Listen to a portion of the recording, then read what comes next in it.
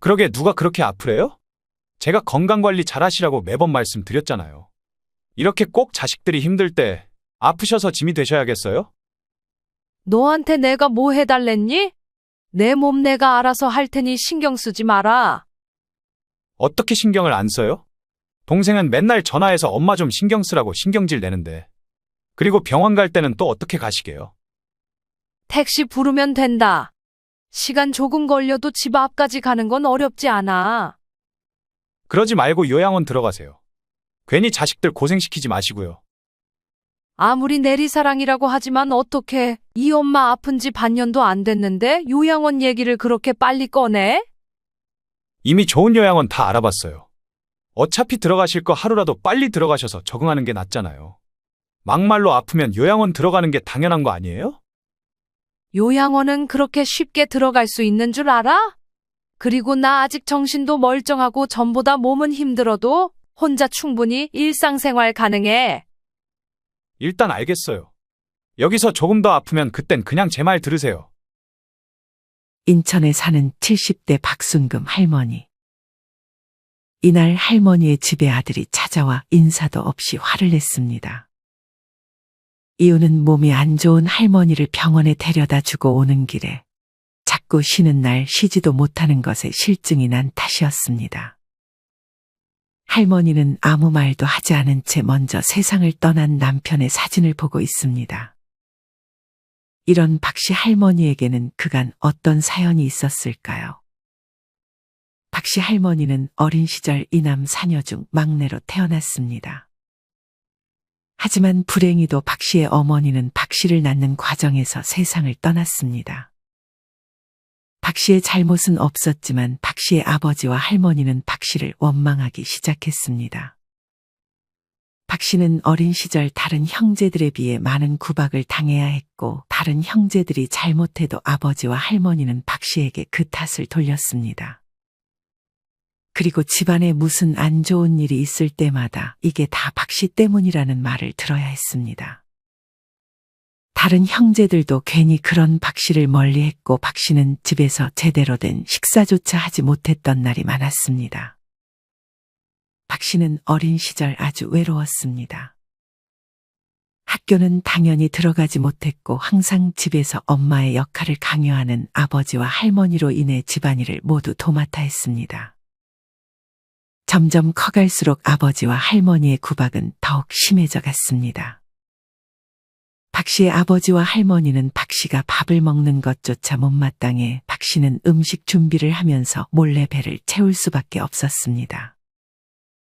하지만 한 번은 그렇게 몰래 음식을 먹다가 할머니에게 걸렸습니다. 왜 반찬이 적나 했더니 네가 밥상 내오기 전에 다 처먹은 거야? 간 본 거예요, 할머니. 듣기 싫다. 이제 너 음식 준비할 때 앞으로 내가 옆에서 지켜볼 테니 그런 줄 알아라. 박씨는 그렇게 다른 형제들과 달리 삐쩍 말랐고 아버지와 할머니는 그런 박씨가 얼른 집에서 나가기만 바랄 뿐이었습니다. 박씨는 그렇게 성인이 되자마자 중매로 시집을 가게 됐습니다. 집을 떠나는 그 순간까지도 아버지와 할머니는 박씨에게 따뜻한 말 한마디 없이 박씨가 집에서 나가니 안도하는 느낌이었습니다. 그렇게 박씨는 시집을 왔는데 낯선 환경이 두려웠습니다. 무엇보다 남편이 어떤 사람이고 같이 사는 시어머니가 어떤 사람인지 몰라 무서웠습니다.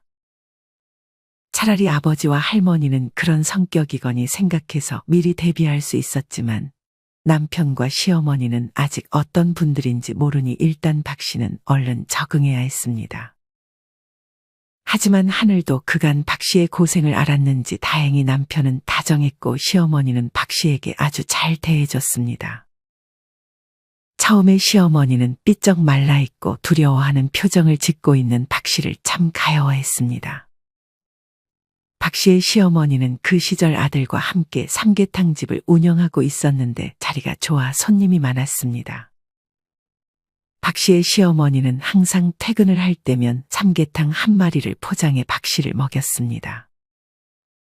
삼계탕이 물릴 것 같으면 항상 오는 길에 몸에 좋은 것들을 이것저것 사와 박 씨를 먹였습니다. 박 씨의 시어머니는 항상 귀한 건 자기가 먹지 않고 박 씨에게 양보했습니다.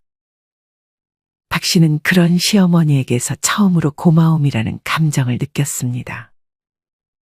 박 씨는 그런 시어머니를 보며 어떻게든 평생 보살펴야겠다고 다짐했습니다. 시집 올 때 몸이 별로 좋지 않았던 박 씨는 처음에 임신이 잘 되지 않았습니다. 하지만 그럼에도 시어머니는 절대 박 씨를 구박하는 일이 없었습니다. 항상 애를 가지지 않아도 좋으니 건강하라고만 말해줬습니다.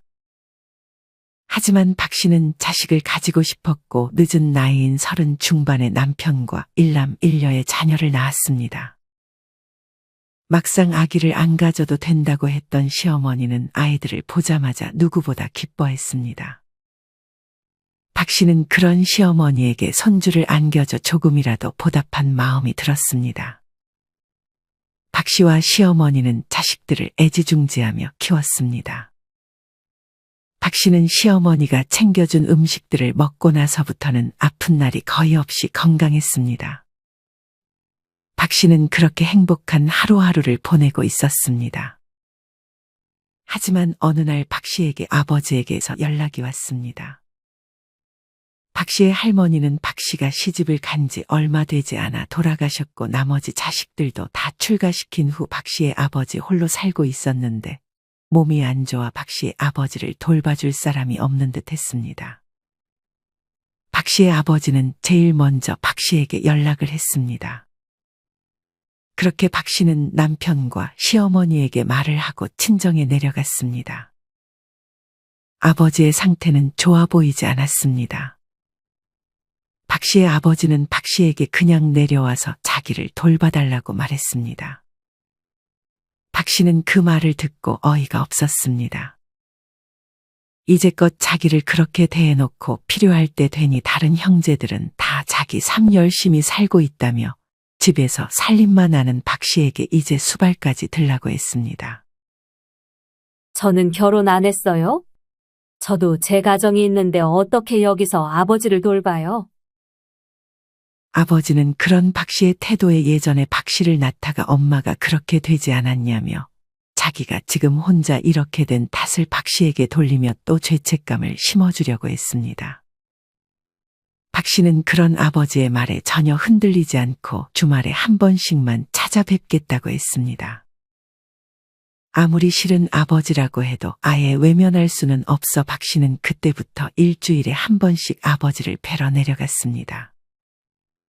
다행히 남편과 시어머니도 그런 박 씨를 이해해 줬습니다.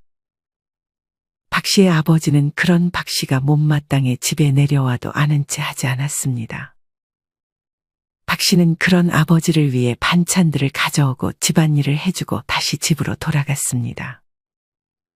박 씨의 아버지는 그런 박 씨가 꼴보기 싫었는지 더 이상 오지 말라고 했습니다.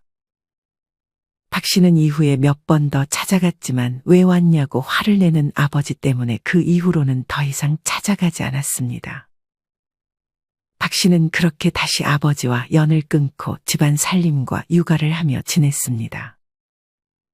박 씨는 어느 날 장을 보고 집에 돌아왔습니다.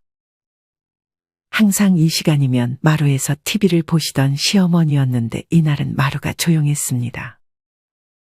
박 씨는 장본 음식을 냉장고에 집어넣으며 시어머니를 불렀습니다. 하지만 시어머니는 대답이 없었습니다. 밖을 혼자 돌아다니시는 성격도 아니었고 날도 무더웠기에 박 씨는 뭔가 쎄한 느낌이 들었습니다. 박 씨는 그렇게 시어머니의 방에 노크를 하고 들어갔습니다. 박 씨의 시어머니는 옆으로 누운 채 미동이 없었습니다. 박 씨는 조심스레 시어머니에게 다가갔습니다. 박 씨는 코에 손을 댔지만 도무지 숨을 쉬는 것이 느껴지지 않았습니다. 박 씨는 울면서 시어머니를 깨웠습니다. 급하게 119를 불렀지만 그렇게 시어머니는 하루아침에 세상을 떠났습니다. 박 씨는 이 사실이 믿기지 않았습니다.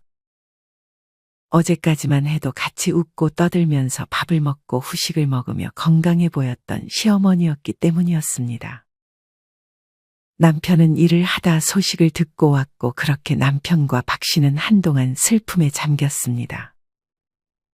박 씨는 아직 갚을 게 많다며 먼저 떠난 시어머니를 원망했습니다. 박 씨는 이후 시어머니에게 잘못한 것을 남편에게 잘해주기 시작했습니다. 남편은 박 씨에게 지금도 충분히 잘해주고 있으니 더 잘할 필요 없다고 했습니다. 그렇게 시간이 흘러 자식들은 취직을 하고 모두 결혼했습니다. 남편과 박 씨는 삼계탕집을 하며 모은 돈으로 자식들의 결혼 비용까지 도왔고 이제는 가게를 정리하고 편하게 노후를 보낼 계획을 세우고 있었습니다. 하지만 주변에서는 혼자만 편하게 생활하는 박 씨를 가만두지 않았습니다. 이때부터 박 씨의 형제들이 박 씨에게 연락이 오기 시작했습니다.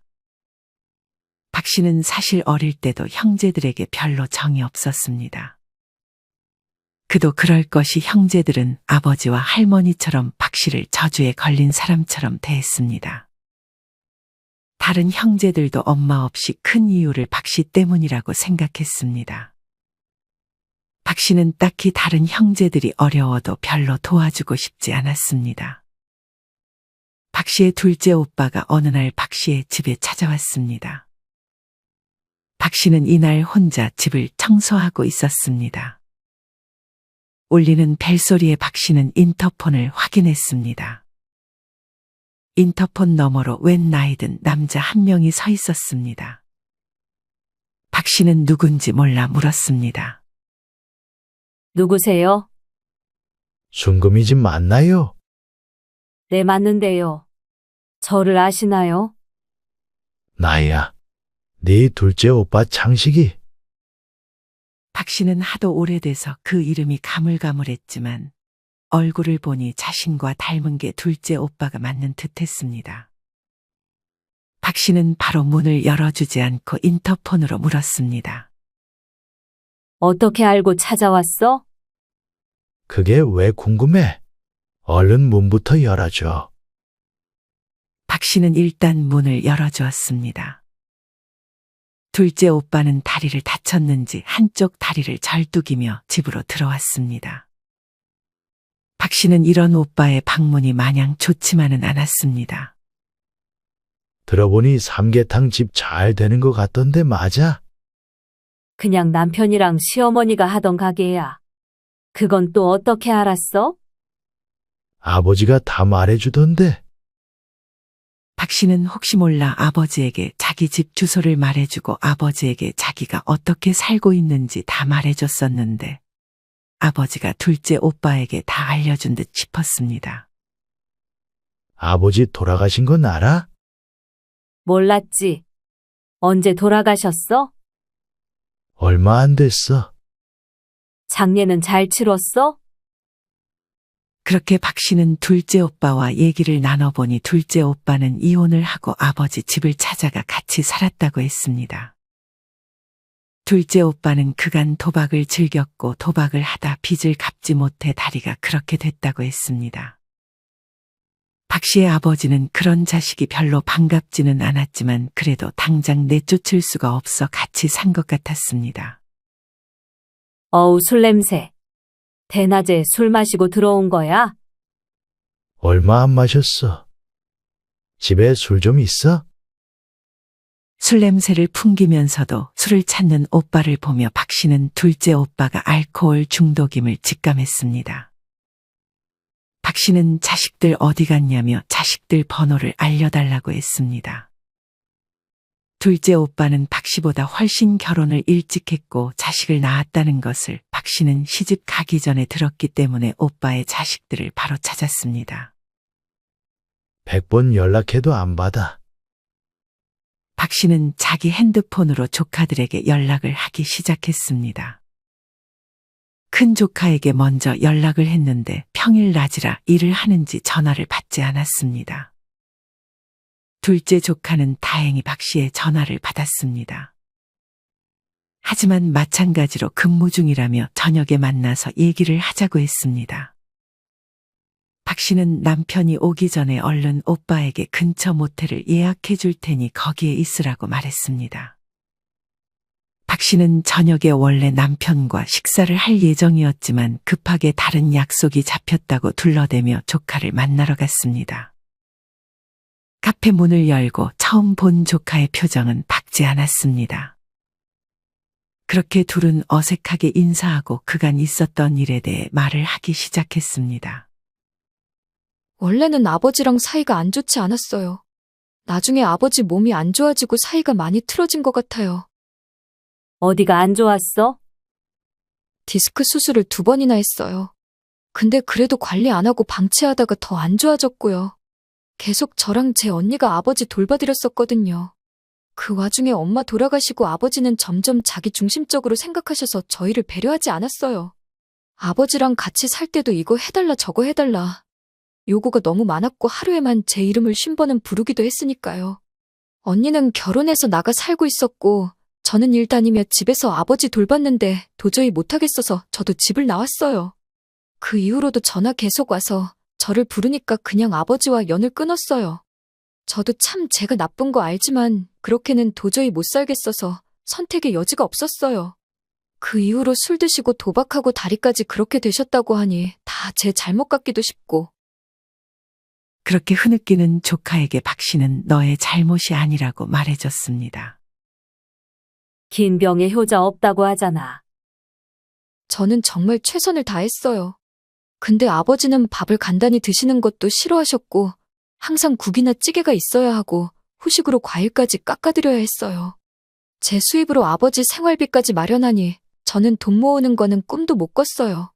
제가 하루는 너무 피곤해서 국 끓이기도 귀찮고 해서 그냥 냉장고에 있는 마른 반찬들하고 먹자 했더니 청국장이 먹고 싶다고 그렇게 고집 부려서 또 나가서 장 보고 청국장 해주고 이런 생활을 몇 년이나 했어요.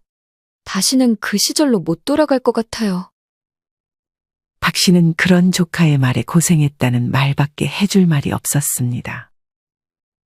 몸만 아프시면 어떻게든 돌봐드릴 수 있을 것 같았는데 아버지의 성격도 점점 예민해지니까 도저히 견딜 수가 없었어요.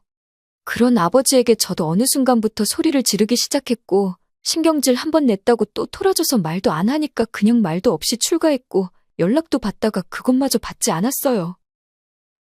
박 씨는 이런 조카의 얘기를 들으며 안쓰러움과 동시에 자신은 건강관리를 정말 열심히 해야겠다고 생각했습니다. 요양원에 보내는 건 어떻겠니? 이미 그렇게 말했지만 절대 들어가시지 않으려고 할 거예요. 그렇게 일단 박 씨는 나중에 다시 연락을 주겠다며 조카를 돌려보냈습니다. 그 다음날 어김없이 박 씨의 오빠는 박 씨의 집에 찾아왔습니다. 이날은 아예 술을 들고 찾아왔습니다. 박 씨는 그런 오빠에게 일단 집에 있는 재료로 간단한 안주를 만들어줬습니다. 그 순간 박 씨의 남편이 들어왔습니다. 박 씨의 남편은 어릴 때부터 체격이 아주 크고 덩치가 있었습니다. 박 씨의 오빠는 그런 박 씨의 남편을 보자 겁을 먹은 듯 보였습니다. 사실 박 씨는 조카를 만나고 나서 남편과 이야기를 했습니다. 집을 이사 갈까도 생각했지만 다시 찾아올지 알 수 없었습니다. 박 씨와 박 씨의 남편은 그렇게 연기를 하기로 했습니다. 박 씨의 남편은 두꺼운 팔이 보이게끔 반팔을 입고 인상을 쓰고 박 씨의 오빠에게 인사도 하지 않았습니다. 그러면서 조용히 박 씨 오빠의 옆자리에 앉았습니다. 그리고 박 씨는 둘째 오빠를 설득하기 시작했습니다. 박 씨는 오빠가 요양원에 들어가는 것밖에는 답이 없다고 말했습니다. 박 씨의 오빠가 대답을 하지 않자 박 씨의 남편은 옆에서 한숨을 후하고 내쉬었습니다. 그런 박 씨의 남편에게 겁을 먹었는지 박 씨의 오빠는 일단 알겠다고 했습니다. 다행히 박 씨의 오빠는 요양원에 들어갈 수 있는 조건을 갖춰서 조카들과 얘기한 후 요양원 입소 절차를 밟았습니다.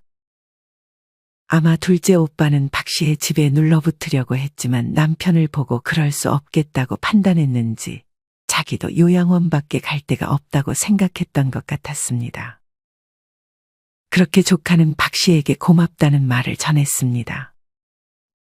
하지만 박 씨를 괴롭히는 형제는 둘째 오빠가 끝이 아니었습니다. 박 씨가 둘째 오빠를 요양원에 보내는 절차를 밟는 즈음에 박 씨의 넷째 언니가 박 씨의 삼계탕 집에 방문했습니다. 박 씨의 넷째 언니도 마찬가지로 가끔 아버지의 집에 갔었는데 거기서 박 씨가 일하는 삼계탕 집에 대해서 들었던 것이었습니다. 넷째 언니는 처음에는 박 씨의 얼굴을 보려고 왔지만 막상 보니 장사도 잘 되는 것을 파악하고 목적을 가지고 박 씨에게 말을 걸었습니다. 순금이 맞지? 언니야, 미자 언니? 사실 박 씨는 언니를 며칠 전에 알아보았습니다. 요 며칠 삼계탕 집에서 서성이던 사람이 보였는데 행동이 수상하고 왠지 모르게 얼굴이 박 씨와 닮은 듯 보였습니다. 무엇보다 넷째 언니는 귀 쪽에 아주 큰 점이 있었는데 그 점을 보고 박 씨는 넷째 언니일 것이라 확신하고 있었습니다. 하지만 박 씨는 형제 중 별로 고마웠던 형제가 없었기 때문에 이런 언니를 경계했습니다. 박 씨의 언니는 그렇게 인사를 하고 자리에 앉더니 삼계탕을 한 그릇 달라고 했습니다. 이때 남편도 있었고 바쁜 시간도 아니었기에 박 씨는 언니에게 다가가 맞은편에 앉아 말을 걸었습니다. 어떻게 알고 찾아왔어?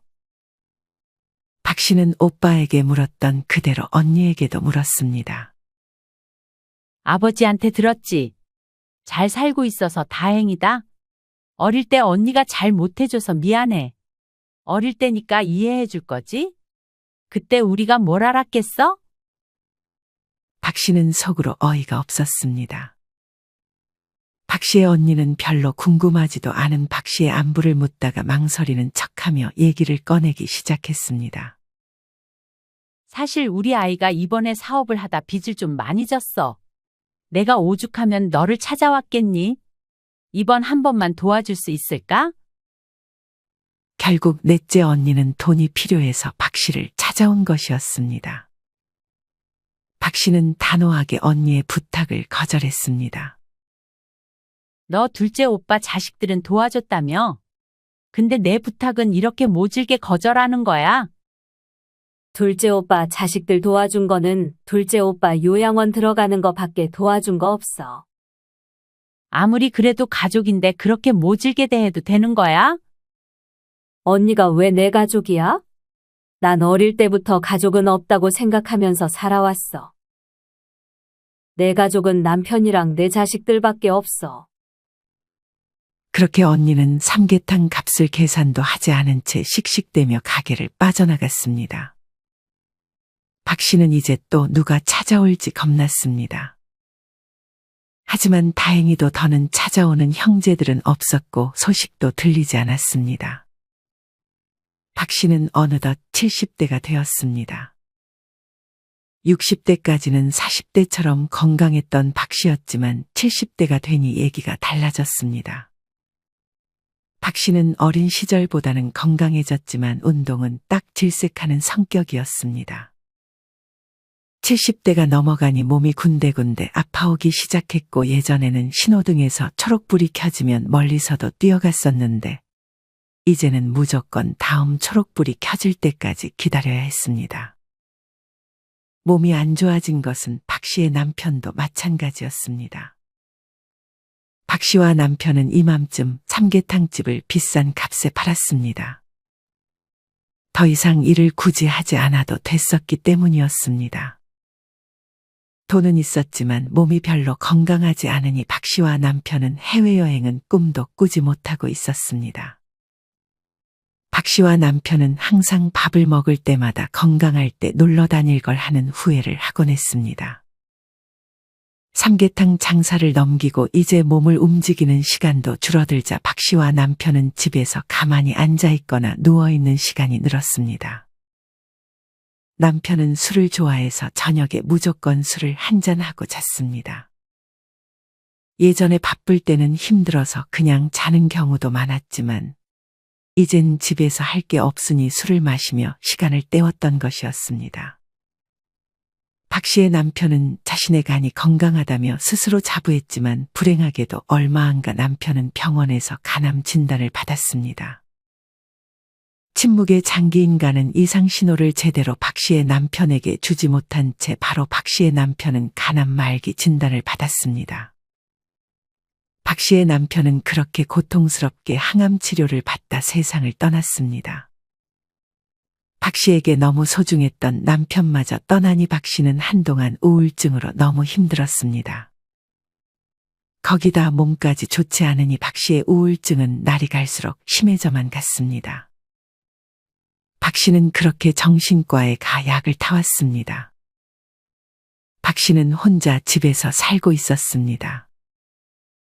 딸은 집을 팔고 자신의 집에서 같이 살자고 했지만 결혼도 한 자식 집에 들어가서 눈치 보면서 살고 싶지 않았습니다. 그러던 어느 날 박 씨는 집에서 주방 선반을 청소하다 실수로 컵을 떨어뜨렸습니다. 하지만 머리로 떨어지는 컵을 피하는 과정에서 박 씨는 크게 넘어졌습니다. 박 씨는 깨진 컵의 파편을 맞아 피를 흘리고 있었는데 파편이 눈에 맞았는지 눈을 뜰 수가 없었고 도저히 일어날 수가 없었습니다. 그냥 아예 몸이 움직이지 않았습니다. 박 씨는 그렇게 한참을 그 자리에 있어야 했는데 불행히도 그날 박 씨의 집에 올 사람은 아무도 없었습니다. 다행히 자정이 되기 전에 박 씨의 딸이 박 씨의 집에 찾아왔습니다. 전화를 했는데 받지 않으니 걱정이 돼서 찾아온 것이었습니다. 딸은 신음을 내며 쓰러져 있는 엄마를 급히 병원으로 옮겼습니다. 박 씨는 그렇게 큰 수술을 받아야 했고 컵의 파편에 눈을 다쳐 눈 수술을 받아야 했습니다. 수술비는 있었지만 이제는 누군가의 도움 없이는 거동이 불편해졌습니다. 한쪽 눈이 거의 보이지도 않는 상태가 되어 일상생활이 많이 힘들어졌습니다. 박 씨는 미리 선반에 있는 컵들을 정리하지 않은 것과 운동을 안 해 몸이 둔해진 자신을 탓했습니다. 박 씨는 아프다 소리를 내는 노인들이 전혀 이해가 가지 않았지만 막상 자기가 그 나이가 되고 아픈 곳이 많아지니 아프다는 소리가 자연스레 나왔습니다. 그리고 생각은 부정적으로 바뀌어 갔습니다. 점점 하늘이 원망스럽고 자식들에게 기대고 싶은 마음이 커져갔습니다. 이때부터 자식들은 점점 박 씨를 피하기 시작했습니다. 박 씨는 최대한 자기의 부정적인 감정을 자식들에게까지 티내지 않으려고 했지만 어쩔 수 없이 티를 내게 될 때도 있었습니다. 박 씨에게 지금은 그대로 돈이 있었습니다. 박 씨는 씁쓸했지만 자식들에게 매달 돈을 줄 테니 자기를 좀 케어해달라고 부탁했습니다. 그렇게 돈을 매달 주자 자식들은 박 씨를 병원에 데려다 주고 반찬을 가져다 주었습니다. 딸이 오전 오후에 와서 집안일도 해주니 박 씨는 그나마 다행이라고 생각했습니다. 그냥 요양보호사를 부를까 했지만 자식들이 그 돈을 차라리 자기들 달라고 해서 그냥 자식들에게 부탁했던 것이었습니다. 박 씨도 낯을 가리는 성격이었기에 모르는 사람이 자신을 케어해주는 것보다는 자식들이 편했습니다. 박 씨는 괜히 며느리가 안 좋게 생각할까봐 며느리에게 오라는 말은 꺼내지도 않았습니다. 일상생활이 아예 불가능했던 것은 아니었지만 일을 안 가는 딸이 박 씨의 집에 오래 있었는데 딸은 박 씨에게 그냥 집을 팔고 자기 집에 들어와서 사는 게 어떻겠냐고 다시 한번 박 씨를 설득했습니다. 박 씨는 일단 딸의 집에 며칠 살아보고 결정하겠다고 했습니다. 박 씨는 그렇게 짐을 챙겨 딸의 집으로 향했습니다. 사위는 좀 불편해하는 듯 싶었지만 그래도 박 씨를 환영해줬습니다. 당연히 딸의 집에 얹혀 사니 딸에게 더 많은 돈을 챙겨주었습니다. 박 씨는 이제 딸과 같이 사니 혼자서 할 수 있는 일들을 다 딸에게 부탁하기 시작했습니다. 하지만 오히려 이것이 잘못된 선택이었을까요? 박 씨는 이제 딸의 도움이 없으면 아무것도 못하는 몸이 되어버렸습니다. 다른 일은 안 하지만 박 씨를 챙겨주며 알바비 정도의 돈을 받고 있었는데 하다 보니 많이 힘들었는지 자꾸만 박 씨에게 돈을 조금씩 더 달라고 했습니다. 딱히 선택의 여지가 없었던 박 씨는 그렇게 딸에게 주는 돈을 조금씩 올려줬습니다. 이때까지는 그래도 조금 여유가 있었습니다. 하지만 돈을 많이 받자 딸은 이제 점점 힘든 티를 내기 시작했습니다. 무엇보다 이제는 박 씨가 잠깐 나가고 싶어도 딸이 나가기 싫다고 하면 나갈 수 없었습니다. 박 씨는 이때 자유를 잃은 듯한 기분이 들었습니다. 어느 날은 딸이 직장에서 힘들었는지 예민해 있었습니다. 박 씨는 그런 딸의 눈치를 보다 조심스레 안마기를 가져다 달라고 했습니다. 그러자 딸은 한숨을 쉬며 답했습니다. 나 설거지 하려는 거 안 보여? 그런 사소한 건 내가 설거지 다 하면 부탁하면 안 돼? 지금 당장 안마기 안 쓰면 세상이 무너지기라도 해? 박 씨는 그런 딸의 말에 아무 말도 할 수 없었습니다. 딸은 설거지를 마치고 안마기를 옆에 휙 놓더니 방으로 들어가 버렸습니다. 사위는 거의 안방에만 있어 딱히 하는 게 없었지만 온종일 박 씨를 케어하던 딸은 이제 힘들었는지 오빠네 집에 사는 건 어떻겠냐고 박 씨에게 제안했습니다. 하지만 아들은 며느리를 들먹이며 거절했습니다. 박 씨는 다시 집으로 돌아갈까 생각했지만 자신이 스스로 일상생활을 보낼 수 있을지 확신할 수 없었습니다. 이맘쯤 그냥 집을 팔고 딸에게 재산을 미리 증여한 후 평생 돌봐주라고 부탁하고 싶었지만 지금껏 딸의 태도를 봤을 때 박 씨가 돈을 준다고 해서 평생 박 씨를 케어해 줄 것 같지는 않았습니다. 이후 딸이 더 이상은 하루 종일은 못 돌봐주겠다고 선언하는 바람에 박 씨는 하는 수 없이 다시 집으로 돌아갔습니다. 박 씨는 그래도 집을 팔지 않은 것을 다행이라고 생각했습니다. 그렇게 다시 혼자가 된 박 씨는 처음에는 혼자서 볼일을 보는 것도 힘들었지만 아주 조금씩 다시 적응하기 시작했습니다. 그렇게 다시 딸은 오전 오후에만 박 씨 집에 있었고 저녁은 집으로 돌아갔습니다. 그러던 어느 날 딸이 집으로 돌아간 저녁에 아들이 박 씨의 집에 찾아왔습니다. 아들은 박 씨에게 인사도 없이 화가 난 듯 말하기 시작했습니다. 왜 이렇게 자식들을 고생시키세요? 뭐라고? 다짜고짜 무슨 소리야? 내가 공짜로 고생시키니?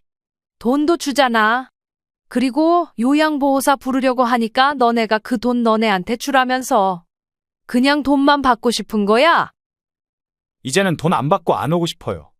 그러게 누가 그렇게 아프래요? 제가 건강관리 잘하시라고 매번 말씀드렸잖아요. 이렇게 꼭 자식이 힘들 때 아프셔서 짐이 되셔야겠어요? 너한테 내가 뭐 해달랬니? 내 몸 내가 알아서 할 테니 신경 쓰지 마라. 어떻게 신경을 안 써요? 동생은 맨날 전화해서 엄마 좀 신경 쓰라고 신경질 내는데. 그리고 병원 갈 때는 또 어떻게 가시게요? 저희 장모님은 며칠 전에 제 발로 요양원에 들어가셨어요. 택시 부르면 된다. 시간 조금 걸려도 집 앞까지 가는 건 할 수 있어. 사돈이 요양원 들어갔다고 해서 나도 가야 되는 거니? 그러지 말고 요양원 들어가세요.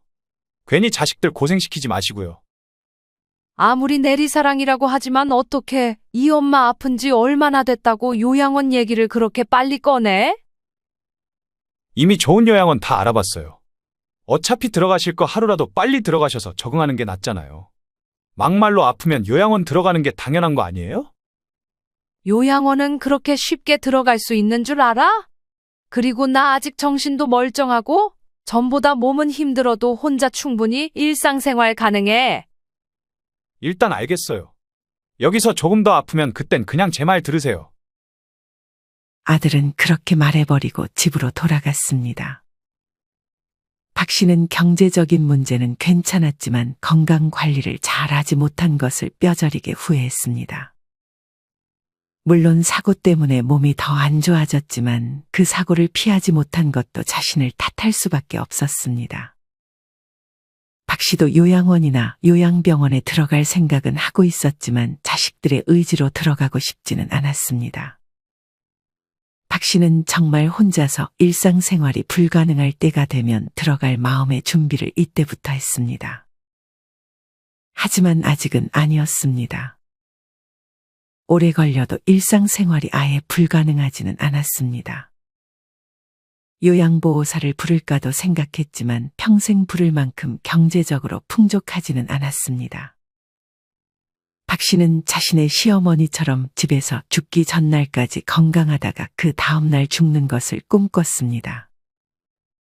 박 씨는 항상 지인들이 놀러 오면 돈도 돈이지만 건강이 돈보다 더 중요하다고 말해줬습니다. 박 씨는 그렇게 오늘 하루 그래도 일상생활이 아직 가능하다는 것에 감사하며 지금부터 몸 상태가 더 나빠지지 않게 신경 써주고 있습니다. 여러분은 이런 박 씨의 사연을 어떻게 들으셨나요? 박 씨는 크게 아프지 않다는 이유로 건강관리에 신경을 쓰지 않다가 뒤늦게 사고까지 겹치며 일상생활에 크게 지장이 있는 몸 상태가 되었습니다. 그래도 경제적인 여유가 조금은 있었기에 망정이지, 만약 건강에다 경제적인 여유까지 없었다면 이보다 훨씬 비참한 노후를 피할 수 없었을 것입니다. 인생지의 채널에서 항상 강조드리는 것이 바로 노후에 꼭 쥐고 있어야 할 돈과 건강입니다. 건강의 경우 아무리 관리해도 아플 사람은 아프다고 생각하실 수도 있지만 그래도 내가 할 수 있는 건강관리는 신경 써주는 것이 좋습니다. 만약 내가 건강관리를 열심히 했음에도 병이 온다면 그건 내가 할 수 없는 것에 속합니다. 우리는 내가 할 수 있는 것에 집중해야 합니다. 여러분은 어떠신가요? 노후의 건강을 위해 지금 어떤 노력들을 하고 계신가요? 여러분이 건강을 지키기 위해 하는 것들을 자유롭게 댓글로 남겨주세요. 이상으로 오늘의 영상을 마치겠습니다. 우리 모든 구독자분들의 행복한 여생을 응원합니다. 다음에 더 좋은 내용으로 찾아뵙겠습니다. 감사합니다.